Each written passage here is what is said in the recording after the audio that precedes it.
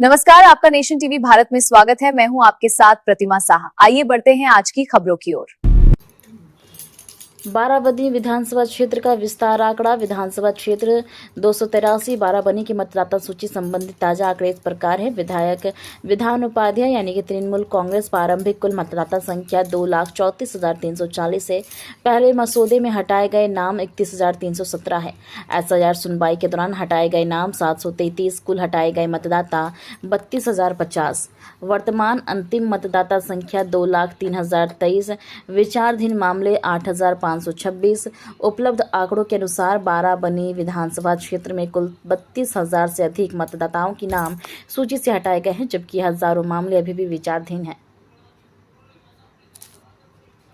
List এলো, এবার এটা বোধহয় বিতরণ করা হবে।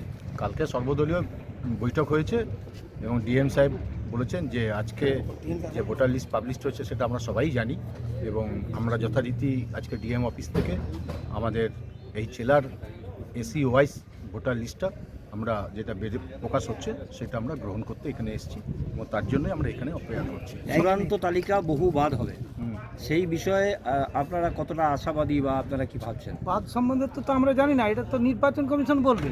বাদ কত গেছে কি হয়েছে সেটা এখনো আমরা ফিগার পাইনি।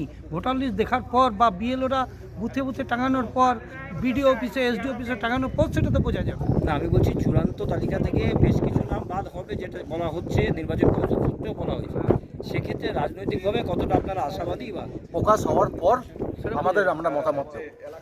প্রকাশ হওয়ার আগে কিছু না দেখলে বোঝা না যাবে। দেখলে আমরা আজকে ভোটার লিস্ট নিয়ে যাওয়ার পর আমরা স্টাডি করব, তারপর পরবর্তীকালে আমাদের দলের স্ট্যান্ড আমরা রাজ্য স্তরে এবং জেলা স্তরে জানাবো।